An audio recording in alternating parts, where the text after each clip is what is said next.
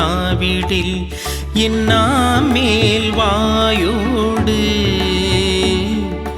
ஒட்டிக்கொள்வதாக.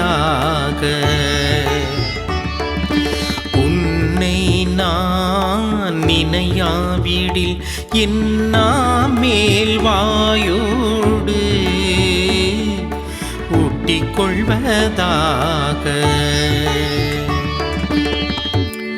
பாபிலோனின் ஆறுகள் அருகே அமர்ந்து நாங்கள் சீயோனை நினைத்து அழுதோம். ஏனெனில் அங்கு எங்களை சிறையாக்கினோர் எங்களை பாடும்படி கேட்டனர்.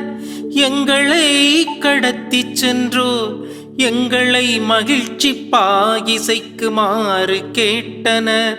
சீயோனின் பாடல்களை எங்களுக்கு பாடி காட்டுங்கள் என்றனர். உன்னை நான் நினையாவிடில் இன்னாமேல் வாயோடு ஒட்டிக்கொள்வதாக. உன்னை நான் நினையாவிடில் இன்னாமேல் வாயோடு ஒட்டிக்கொள்வதாக.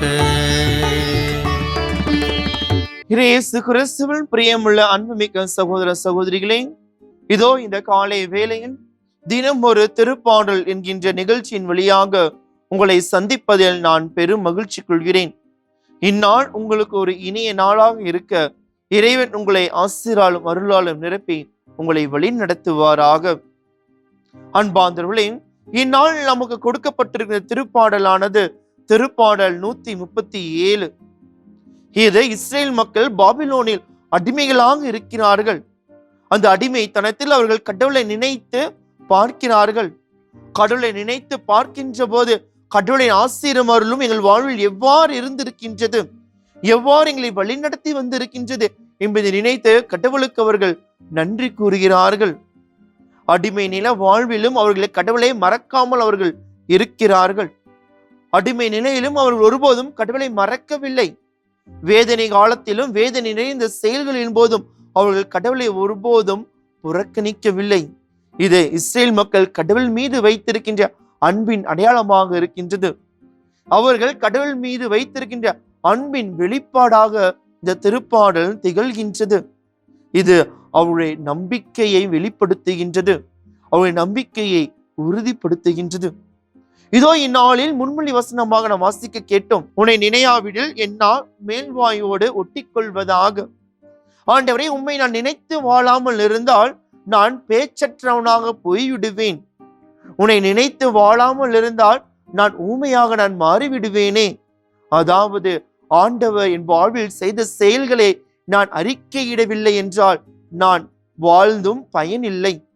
ஆண்டவர் என் வாழ்வில் செய்த அதிசயத்தையும் அற்புதத்தையும் நான் நினைத்து அதை நான் பிறரிடம் சொல்லவில்லை என்றால் நான் வாயிருந்தும் நான் பேச்சற்றவனாக தான் இருக்கின்றேன் என்பதை இந்த திருப்பாடல் எடுத்து கூறுகின்றது.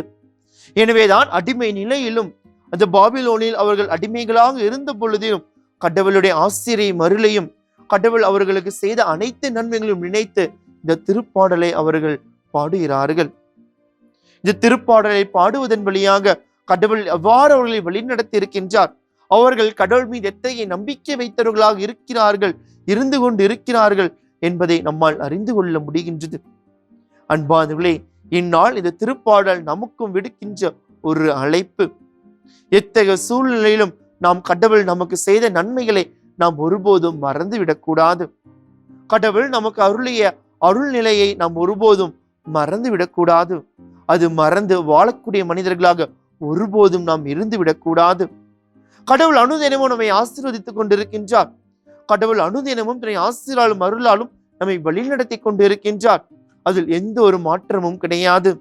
திருப்பாடல் 23 நாம் வாசிக்கின்றோம், ஆண்டவரே என் ஆயர் எனக்கு ஏதும் குறையில்லை என்று அந்த திருப்பாடல் ஆசிரியர் எடுத்து கூறுகின்றார். நம்முடைய வாழ்வில் அந்த கடவுள் ஒரு ஆயனாக இருக்கின்றார். ஆயனாக இருந்து அனுதினமும் நம்மை வழிநடத்தி கொண்டு இருக்கின்றார். நமக்கு எந்த ஒரு ஆபத்தும் இடையூறும் இல்லாமல் நம்மை பாதுகாத்து வருகின்றார். ஏதேனும் ஆபத்து வருகின்ற போது அவர் நமக்கு முன்பாக இருந்து அந்த ஆபத்துகளிலிருந்து நம்மை மீட்கின்றார். நம்முடைய தேவையை நன்கு அறிந்து அதை ஆசிரியரால் மருளால் நம்மை நிரப்பிக் கொண்டு இருக்கின்றார். அன்பார்ந்தவர்களே, திருப்பாடல் 121 நாம் வாசிக்கின்றோம், மலையை நோக்கி என் கண்களை உயர்த்துகின்றேன், எங்கிருந்து எனக்கு உதவி வரும்? இதோ விண்ணையும் மண்ணையும் உண்டாக்கிய ஆண்டவரிடமிருந்தே எனக்கு உதவி வரும். அந்த வார்த்தைக்கு இணங்க அனுதினமும் கடவுள் நம்முடைய வாழ்வில் நமக்கு உதவி செய்பவராக இருக்கின்றார், உதவி செய்து கொண்டு இருக்கின்றார். நாம் செய்ய வேண்டியது ஒன்று மட்டுமே, அவர் நம் வாழ்வில் செய்த அனைத்தையும் நாம் நினைத்து வாழ வேண்டும். நினைப்பதோடு மட்டும் நின்று விடாமல் அந்த நினைப்பதில் நாம் பிறருக்கு பகிர வேண்டும்.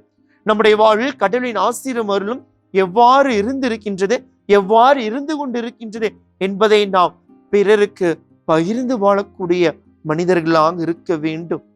அன்பார்ந்தவர்களே, கிறிஸ்தவர்களாகிய நாம் அனைவரும் அந்த கிறிஸ்துவின் நற்செய்தியை அறிவிக்க வேண்டியது நம்முடைய கடமைகளாக இருக்கின்றது.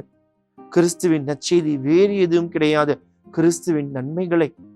முதலில் கடவுள் நமக்கு செய்த நன்மைகளை நாம் பிறரிடம் பகிர்வோம். அத்தகைய நன்மைகளை பிறரிடம் பகிர்வதன் வழியாக பிறரும் கடவுளை அறிந்து கொள்வார்கள், தெரிந்து கொள்வார்கள். இது நாம் எடுக்கக்கூடிய ஒரு முயற்சியாக இருக்கும். இவ்வாறு நாம் செய்கின்ற போது நாம் ஒருபோதும் கடவுளை மறந்து விட மாட்டோம். இவ்வாறு நாம் செய்கின்ற போது ஒருபோதும் நாம் கடவுளை மறந்த மனிதர்களாக நாம் வாழ முடியாது. காரணம், கடவுள் அனுதினமும் நம்முள் இருக்கின்றார், நம்மை வழிநடத்துகின்றார் என்கின்ற நினைப்பும் சிந்தனையும் அனுதினமும் நம்மை ஆசீர்வதிக்கக்கூடியதாக இருக்கின்றது. எனவே இந்நாளில் கடவுள் நமக்கு செய்த நன்மைகளை பிறரிடம் பகிரக்கூடிய மனிதர்களாக இருப்போம்.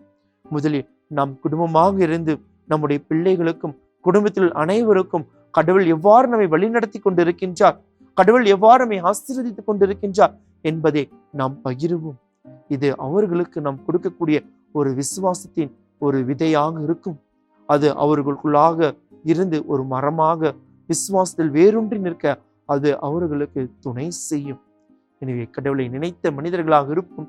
கடவுளை மறந்து விட வேண்டாம். நினைப்பதோடு மட்டும் நின்று விடாமல் கடவுள் நம் வாழ்வில் செய்த நன்மைகளை நாம் பிறரிடம் பகிர்வோம். பகிர்வதன் வழியாக இந்த கடவுளை நாம் வாழ வைப்போம். நம்முடைய செயல்கள் இறைவனை பிரதிபலிக்கக்கூடிய செயல்களாக இருக்க இறைவன் நம்மை ஆசிரால் மருளாலும் நிரப்பி நல்வழியில் நம்மை வழி நடத்துவாராக. ஜெபிப்போமாக. எங்களை அனுதினமும் ஆசிராலும் மருளாலும் நிரப்பி பாதுகாத்து வருகின்ற அன்பு தந்தையே இறைவா, இதோ எங்கள் வாழ்வில் செய்த நன்மைகள் ஏராளம், எண்ணில் அடங்காதவை. இதை நாங்கள் நினைக்கின்றோம், நினைத்த மனிதர்களாக இருக்கின்றோம். நினைப்பதோடு மட்டும் நின்று விடாமல் இதை நாங்கள் பிறரிடம் பகிர எங்களுக்கு ஒரு தைரியத்தையும் நல் மனதையும் புரிதலையும் தந்து எங்களை வழிநடத்துவீராக. இதோ இத்தகைய புரிதலோடு வாழுகின்ற போது உமக்குரிய வாழ்வில் எங்கள் வாழ முடியும். இத்தகைய புரிதலோடு நாங்கள் செயல்படுகின்ற போது நாங்கள் செய்கின்ற செயலில் உண்மை நாங்கள் பிறருக்கு வெளிப்படுத்த முடியும். இது நீ எங்களுக்கு கொடுத்திருக்கின்ற ஒரு வாய்ப்பாக கருதி இந்த வாழ்வில் இந்நாளில் நாங்கள் உமக்குரிய வாழ்வினை வாழ தூய ஆவியர் வழி எங்களை நிரப்பி வழிநடத்துவீராக. இவையெல்லாம் எங்கள் ஆண்டவராய கிறிஸ்து வழியாக உம்மை கெஞ்சி மன்றாடுகின்றோம். ஆமீன்.